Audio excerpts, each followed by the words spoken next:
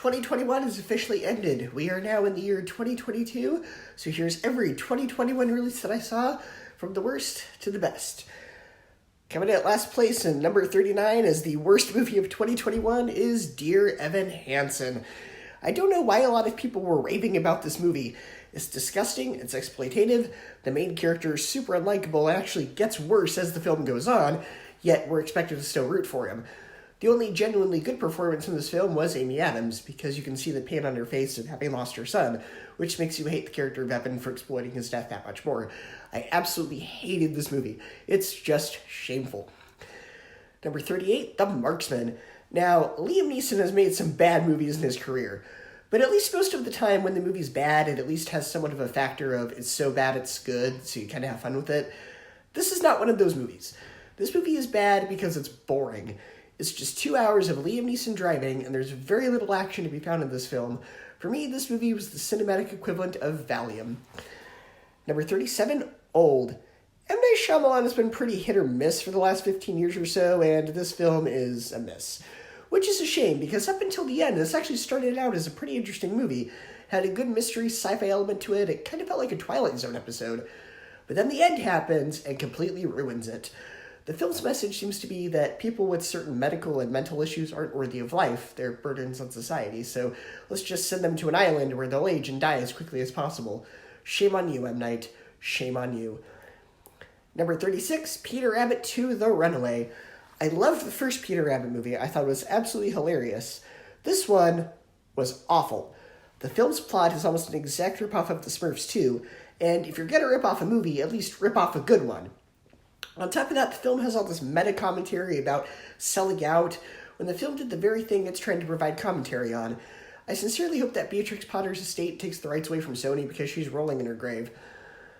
Number 35, Space Jam: A New Legacy. The novelty of an NBA star teaming up with the Looney Tunes to stop aliens doesn't work the second time around. Ultimately, the biggest problem with this movie, besides the fact that LeBron James can't act at all, is the fact that the movie is called Space Jam, but they're not even in space. They're in a video game.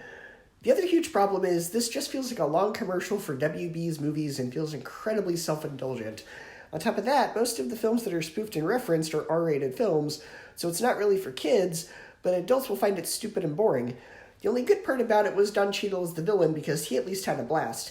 This movie wasn't made for audiences, it was made for the shareholders and investors of Warner Brothers. Number 34, Tom and Jerry. Congratulations, you made Michael Pena unfunny. That is truly an achievement. When the film has the cartoon violence Tom and Jerry are famous for, it's fun. Unfortunately, this film also has a plot, and the plot is boring and stupid.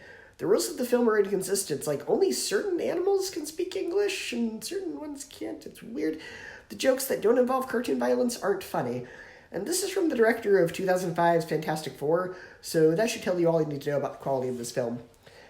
Number 33, Clifford the Big Red Dog. You know why Clifford has lasted so long and been popular for generations, don't you? Because of the bodily function humor, of course. This is one of the most lowbrow films I've seen this year. All the charm and innocence of the books and PBS Kids show are gone. The film even manages to make Kenan Thompson unfunny.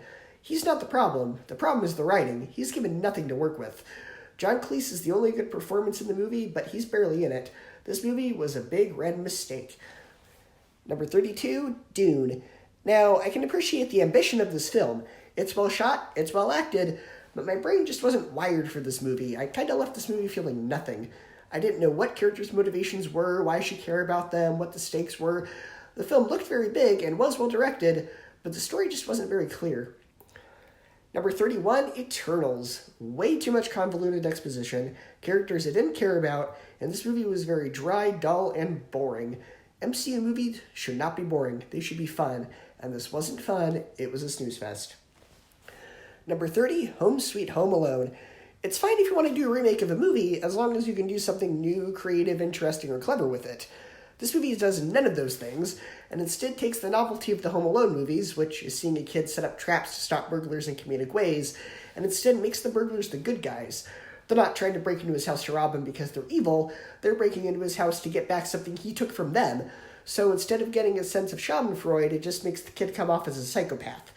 And there's also jokes about how certain movies shouldn't be remade, so Even the filmmakers knew this was a bad idea, but they thought if they acknowledged it that we'd forgive them, but it instead makes the film feel even lazier. That's it for the ones I thought were absolutely awful. This next batch is the ones I thought were just okay. Number 29, Sing 2. This is such an odd mesh of ideas. It's an animated talking animal jukebox musical movie that's also a U2 tribute film. It's not really clear who the audience for this film is, because U2 fans have to sit through 80% of this movie to get to the stuff they're interested in, and if you're not a U2 fan, then the ending will mean nothing to you. It's like the director wanted to make a U2 tribute film, but also wanted to make a movie for his kids. It's just such an odd mesh of ideas. There is definitely passion and heart put into the U2 stuff, but it's hard to know who this film will completely 100% appeal to outside of the director's family. Number 28, Raya and the Last Dragon. The animation and score in this movie are fantastic. The action is well choreographed, but there's simply too much lore and world building to cram into a movie that's already almost 2 hours long. This has the same problem as the live-action Avatar The Last Airbender movie, where they tried to create a story that works better as a TV show and cram it into one movie. If this had been a show and it had more time to really delve into the different kingdoms and the worlds of this movie, it would have worked much better because it is a very interesting ritual to visit.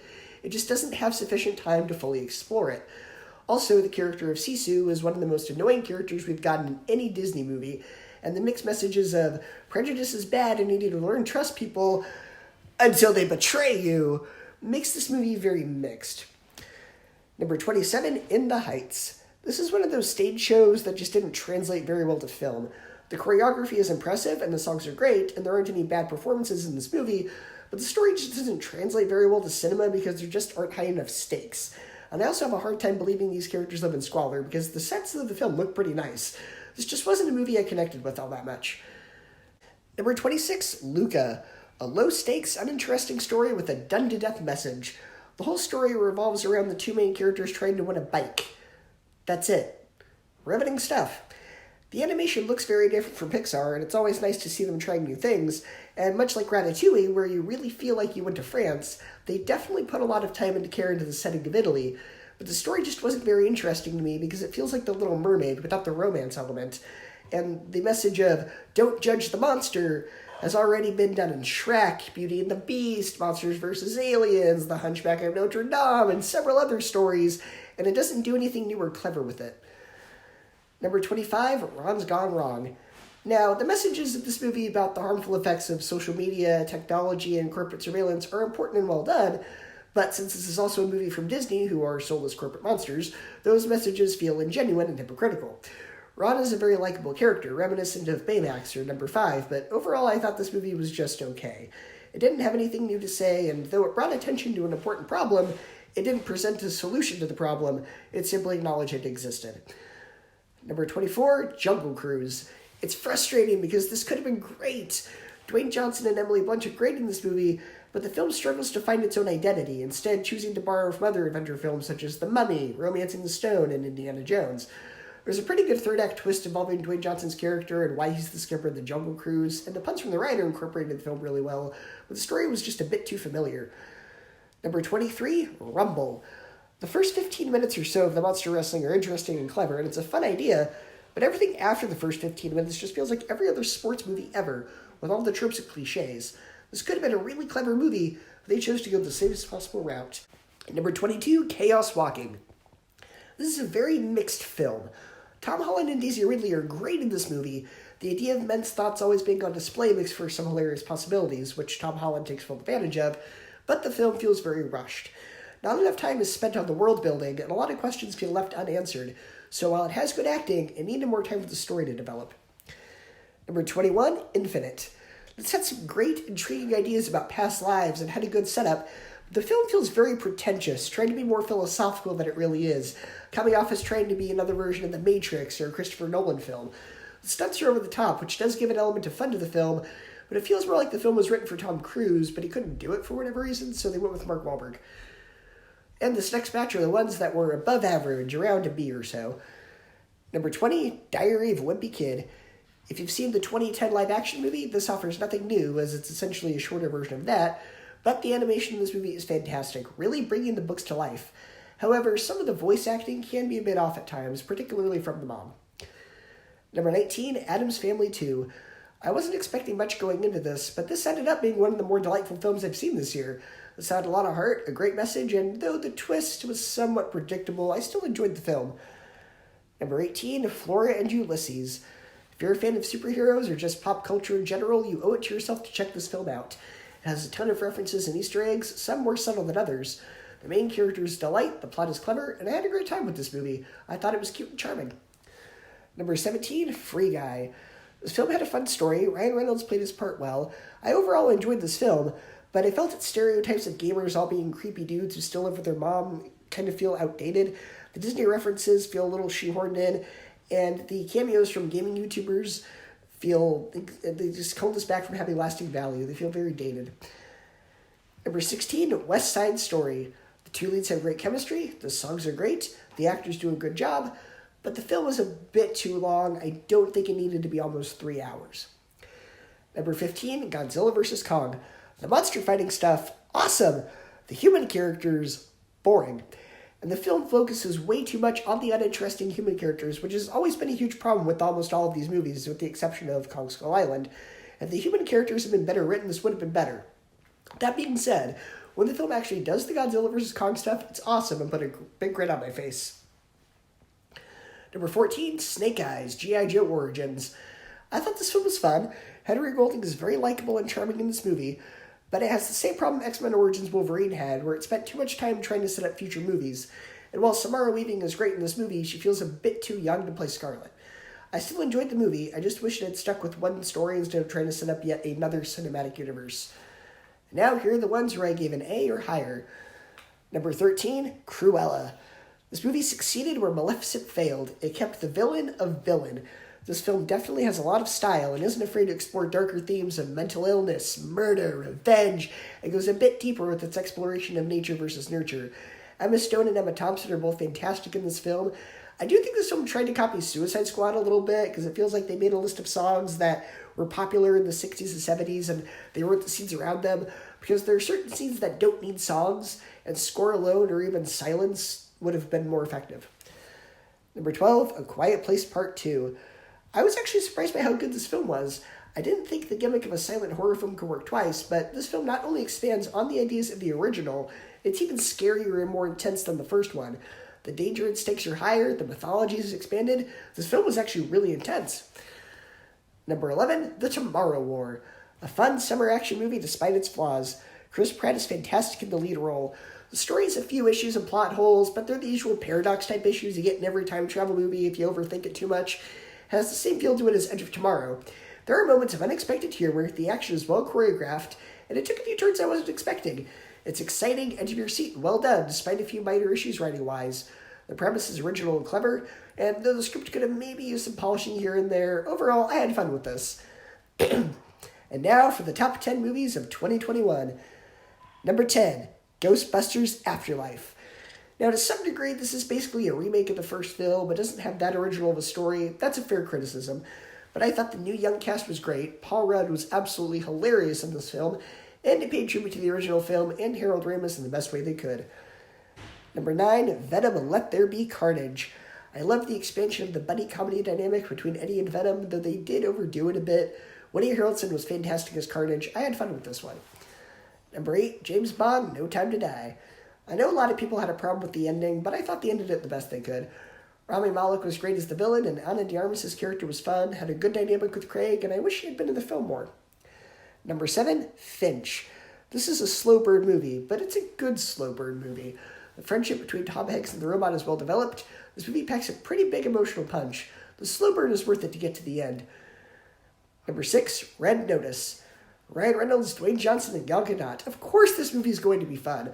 It's just the right amount of ridiculous. The whole cast works very well off each other. There are a lot of great twists in this movie. This is actually one of the smartest written movies I've seen this year. Number 5, Shang-Chi and the Legend of the Ten Rings. A film with well-developed mythology, fantastically choreographed martial arts sequences, and a very likable main character. What holds it back a bit is Awkwafina. She came off as annoying and forced, and some of her humor is a little crasser than I wanted it to be, but I still really enjoyed this movie. Number 4, Mitchells vs. the Machines. Fantastic animation, sharp writing, and a creative premise. The ending did feel a little too reminiscent of Cloudy with a Chance of Meatballs, but that, this is one of the best films of the year, animated or otherwise. Number 3, Encanto. A compelling story, fantastic songs by Lin-Manuel Miranda, a lot of heart, makes this one of Disney's best in recent years, and one of the best films this year. Number 2, Black Widow. Take notes, Brad Bird. This is what Incredibles 2 should have been. It feels like a fusion of two of Brad Bird's best movies, Incredibles and Mission Impossible Ghost Protocol.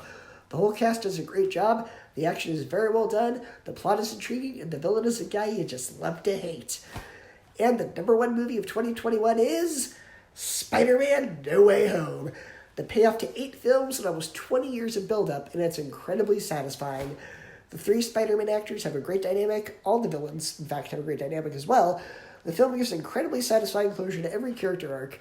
What could have been an overstuffed mess like the previous sequels, such as Tobey Maguire's Spider-Man 3 and Andrew Garfield's Amazing Spider-Man 2, instead delivered on all cylinders. It was worth the wait. It was one of the most exciting, well-done films this year, and it comes in at number 1 as the best film of 2021. So go ahead and share your ranking of every movie you saw that you can remember. I kept notes very meticulously. You can name as many as you want. It doesn't necessarily be every, just the ones you can remember. And I will see you next time.